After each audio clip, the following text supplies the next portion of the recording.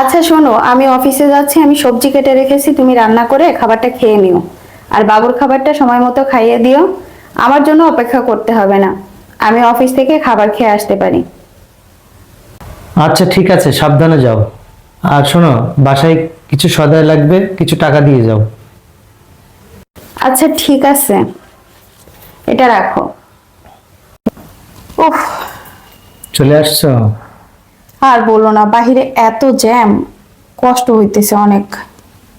যাও, ফ্রেশ হয়ে খেয়ে নাও। না আমি এখন আর খাবো না, আমি খেয়ে আসছি। তুমি খেয়েছো? হ্যাঁ, আমি খেয়েছি। বাবু কোথায়? যে বাবু ঘুমাচ্ছে। ও আচ্ছা, তুমি যে জবের কথা যেখানে অ্যাপ্লাই করেছিলে সেখানে কি কথা হয়েছে তোমার? হ্যাঁ, ওনাদের সাথে কথা হয়েছে, ওনারা বললো জানাবে। ও, এভাবে আর বসে থাকা যায়? চেষ্টা করো। আর কি ব্যাপার, জুতা নিয়ে বসে আছো কেন?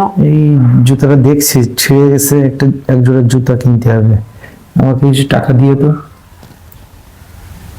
টাকা দিও মানে? জুতা কিনবো। এই মাসটা ধরে আমি দেখতেছি তুমি এখন টাকা দাও, তখন টাকা দাও। তোমার মায়ের অসুস্থতার জন্য টাকা দিলাম, তার ওষুধ লাগবে। মানে আমিও তো মানুষ, আমার বেতন কত? আমি এত টাকা পাবো কোথায়? আর তোমার লজ্জা করে না বউয়ের কাছে টাকা চাইতে?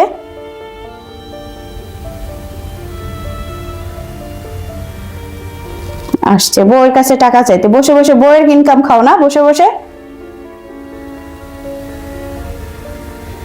ব্যাস, এতটুকুতে হাঁপিয়ে গেছো? মাত্র তো 1.5 মাস হলো।